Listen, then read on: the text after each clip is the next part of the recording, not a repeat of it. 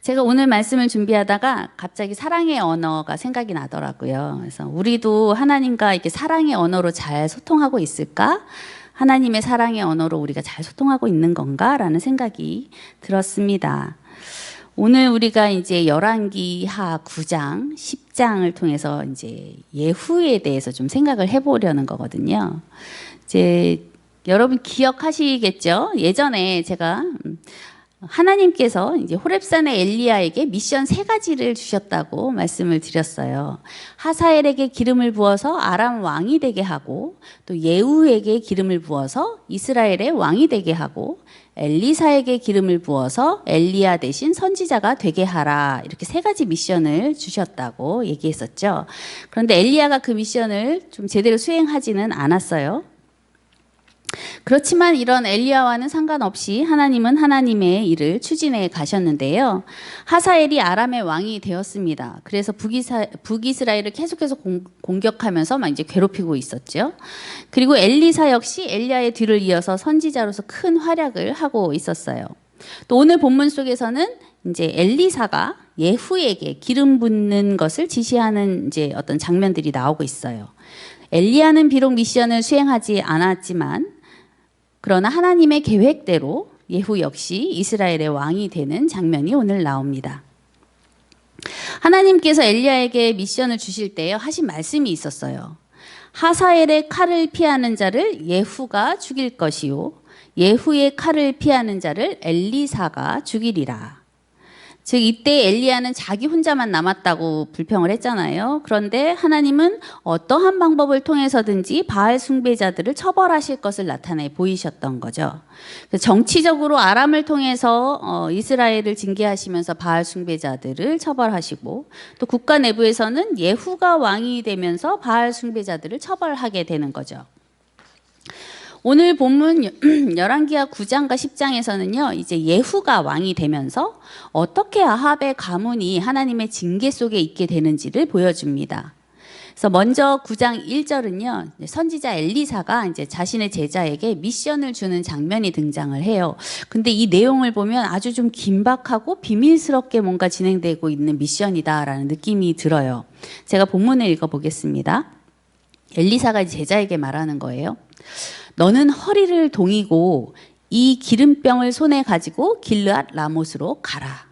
거기에 이르거든 님시의 손자 여호사밧의 아들 예후를 찾아 들어가서 그의 형제 중에서 일어나게 하고 그를 데리고 골방으로 들어가서 기름병을 가지고 그의 머리에 부으며 이르기를 여호와의 말씀이 내가 네게 기름을 부어 이스라엘 왕으로 삼노라 하셨느니라 하고 곧 문을 열고 도망하되 지체하지 말지니라. 이제 이 엘리사의 제자가 예후를 데리고 골방으로 들어가서 은밀하게 기름 부으라는 미션을 줬죠. 그리고 기름 부은 후에는 지체하지 말고 곧바로 문을 열고 도망하라는 말씀을 해요. 그것만 보아도 좀 분위기가 잘 느껴지죠. 그곳에는 북이스라엘의 군대 장관들이 모여 있었거든요. 이때는 어떤 일이 있었냐 하면은 이제 아람 왕 하사엘이 북이스라엘을 이제 공격했어요. 그래서 그 전투에서 이 아합의 아들인 북이스라엘의 요람 왕이 부상을 입었어요. 그래서 이제 치료를 위해서 먼저 요람 왕은 이스라엘로 떠났어요. 그때 군대 장관들은 아직 남아 있었던 거예요. 그 시점에 엘리사의 제자가 가서 예후를 기름 부어서 이스라엘의 왕으로 이제 삼겠다고 말하는 거죠. 그러니까 그것은 군대 장관들과 요람 왕에게는 반역인 것입니다. 예후는요, 이 엘리사의 제자를 통해서 미션을 전달받으면서 하나님이 왜 자신을 왕으로 삼으시는지를 알게 되었어요. 그래서 9장 6절에 보면은 이렇게 말하죠. 이스라엘 하나님 여호와의 말씀이 내가 네게 기름을 부어 여호와의 백성 곧 이스라엘의 왕으로 삼노니 너는 내 주 아합의 집을 치라. 내가 나의 종 곧 선지자들의 피와 여호와의 종들의 피를 이세벨에게 갚아 주리라. 아합의 온 집이 멸망하리니 이스라엘 중에 매인자나 노인자나 아합에게 속한 모든 남자는 다 내가 다 멸절하되 아합의 집을 느밧의 아들 여로보암의 집과 같게 하며 또 아히야의 아들 바하사의 집과 같게 할지라. 이스라엘 지방에서 개들이 이세벨을 먹으리니 그를 장사할 사람이 없으리라. 이렇게 미션을 주신 거예요. 예후는 이 미션을 받은 이후에 일사천리로 미션을 행하면서 이스라엘의 왕이 됩니다. 아합의 아들 요람 왕을 죽이고요. 또 미션 속에 등장한 이세벨도 죽게 합니다. 또 아합의 아들들도 죽게 하고요. 또 거짓 제사를 연계하면서 바알 숭배자들을 한 방에 처단을 합니다. 예후가 하나님이 주신 미션을 정말 완벽하게 수행하는 모습을 보면서 좀 속이 후련해지셨을지도 모르겠어요. 그러나 오늘 우리가 함께 읽었었던 본문 말씀처럼 예후에 대한 평가는 두 방향으로 나타납니다. 열왕기하 10장 28절 29절을 보면요. 예후가 이와 같이 이스라엘 중에서 바알을 멸하였으나 이스라엘에게 범죄하게 한 느밧의 아들 여로보암의 죄, 곧 베델과 단에 있는 금송아지를 섬기는 그 죄에서는 떠나지 아니하였더라. 이렇게 설명하고 있습니다. 바알을 멸한 것은 예후가 미션을 잘 수행했다는 것을 표현해 주죠. 그러나 남은 죄가 있었다는 겁니다. 또 30절과 31절을 보면요. 여호와께서 예후에게 이르시되 내가 나보기에 정직한 일을 행하되 잘 행하여 내 마음에 있는 대로 아합 집에 다 행하였은즉 내 자손이 이스라엘 왕위를 이어 4대를 지내리라 하시니라. 그러나 예후가 전심으로 이스라엘 하나님 여호와의 율법을 지켜 행하지 아니하며 여로보암이 이스라엘에게 범하게 한 그 죄에서 떠나지 아니하였더라라고 되어 있어요. 즉 아합 집안에 행한 일이 하나님 보시기에는 흡족하신 미션 수행이었어요. 그렇기 때문에 그에 대해서는 상을 주시는 것을 봅니다. 그러나 예후의 마음이 하나님 보시기에 흡족하지는 않았던 것을 또한 이어서 얘기하고 있어요. 그래서 오늘은 우리가 열왕기하 9장 10장을 좀 더 생각해 보면 좋겠습니다. 예후는 어떤 사람이었을까요? 또 지금 이 상황들은 어떻게 진행되고 있는 걸까요? 혹시 이제 이번 주에 9장과 10장을 읽으시면서 좀 의아하지는 않으셨나요?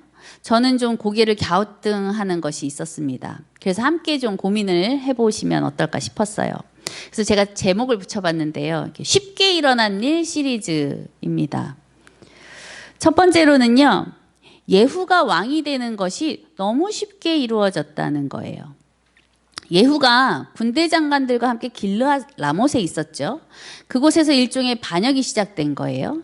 그 많은 군대 장관들이 예후의 말 한마디에 아무도 반대하지 않고 그 자리에서 예후를 왕으로 인정을 합니다. 너무 쉽죠. 9장 11절에 보면요. 군대 장관들이 예후에게 이제 물어봐요. 이때 예후가 이제 기름 부음을 받고 나온 직후인 거죠. 머리가 그러니까 기름이 이제 흐르고 있었던 거예요. 그런 광경을 본 군대 장관들의 첫 마디는 그 미친 자가 무슨 까닭으로 그대에게 왔더냐입니다. 당시의 선지자들과 그 제자들을 좀 미친 자 취급하던 배경이 있었어요. 그래서 군대 장관들이 엘리사의 제자도 그렇게 표현을 한 거죠. 그다지 존중하지 않는 모습이죠. 그러나 모두들 사실은 기름 부음이라는 게 어떤 의미인지를 알고 있는 사람들이었죠.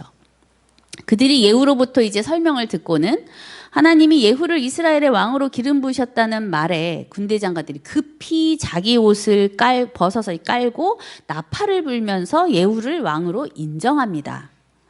너무 쉬운 반역이 성사되는 순간이죠. 이들이 그렇게 하나님을 잘 믿었던가요? 자, 두 번째로는요. 요람 왕의 죽음도 너무 쉽게 이루어졌다는 것입니다. 군대 장관들의 전폭적인 지지에도 불구하고 예후는 치밀했어요. 그래서 이렇게 쉽게 군대 장관들로부터 왕으로 인정을 받았음에도 불구하고 그들을 길르앗 라못에 머물게 합니다. 감금당하는 거죠. 그리고 자신은 요람 왕을 찾아서 이스라엘로 가요. 그래서 이스라엘 망대에서 이제 파수꾼들이 예후의 무리를 보고 이제 왕에게 누가 오고 있다고 보고를 하는 거예요. 그래서 왕의 명령으로 그들이 누구인지를 알아봐야 되니까 이제 사람을 보내요. 그런데 2번이나 보내는데요. 예후가 그 보낸 사람들조차도 너무 쉽게 자기 편으로 만들어 버리는 거예요. 무지 쉬워요.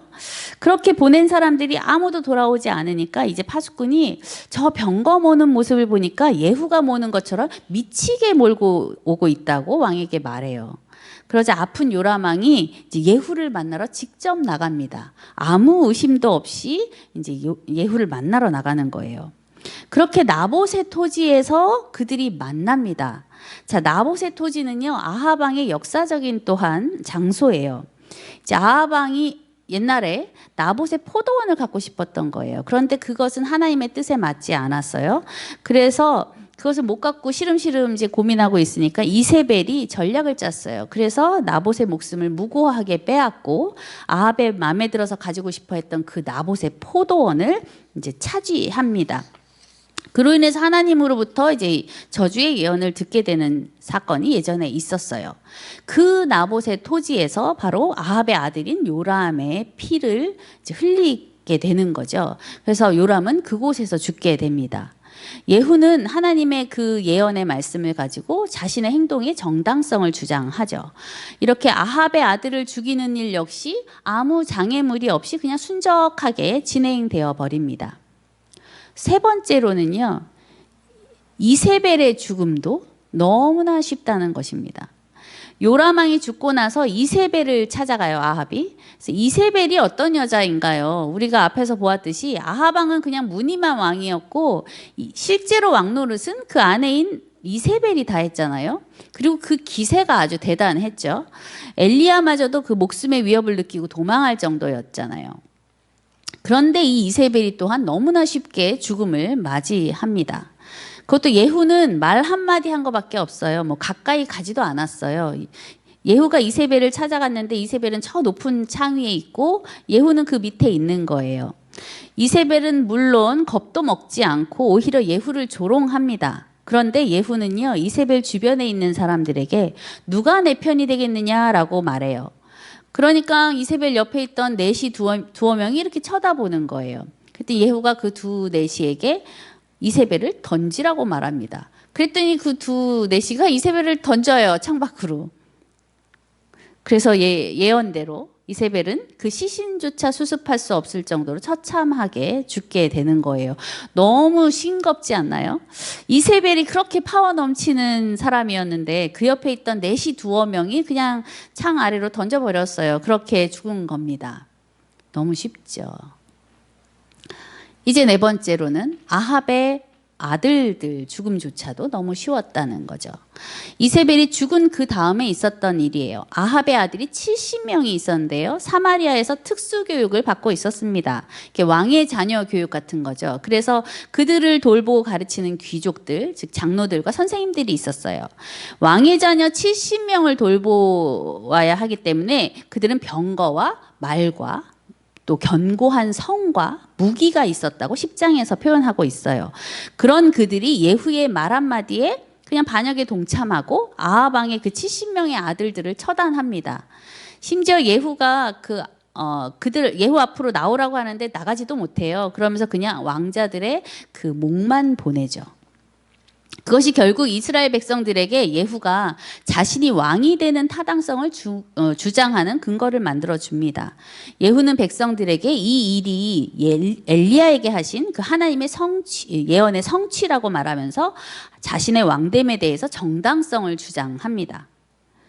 제가 이제 이렇게 말씀드린 이 쉬운 일 시리즈를 보면요, 어떤 생각이 드시나요? 뭐가 이렇게도 쉬운가 싶지 않으세요? 악명 높은 이세벨과 그 아합의 가문이 이렇게 쉽게 진멸되어 버린다는 거죠. 그런데 사실 예후가 뭘 특별하게 한 것 같지는 않거든요. 오히려 예후보다는 예후의 말 한마디에 즉시 막 이렇게 반응하고 고개를 숙이고 순종하는 그 주변 사람들이 더 신기합니다. 저는 그래서 이 일들 속에서 예후보다는 사실 하나님의 일하심을 인정하게 되더라는 거죠.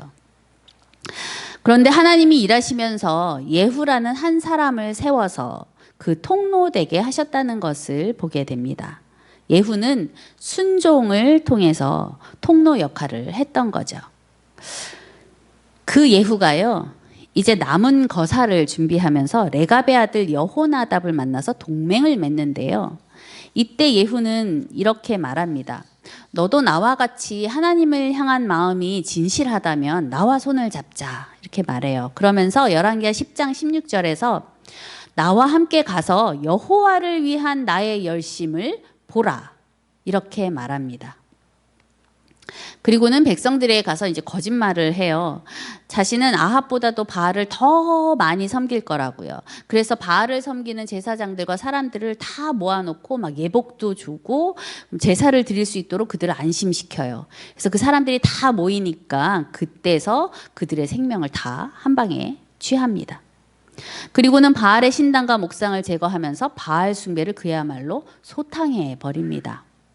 이 부분에서는 예후가 좀 뭘 했어요. 전략도 짜고 또 바알 소탕 작전을 잘 진행한 것 같아요.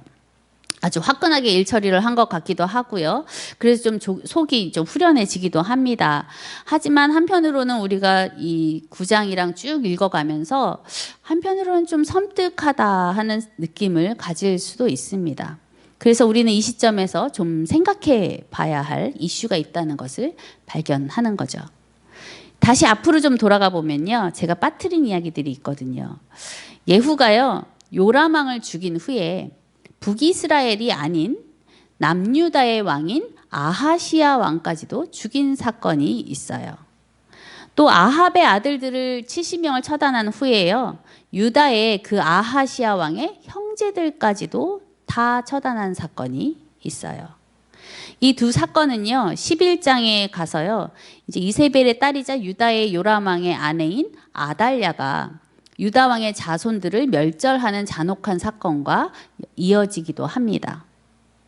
물론 남유다의 이 아하시아 왕이 이세벨의 손자였어요. 피가 섞인 거죠.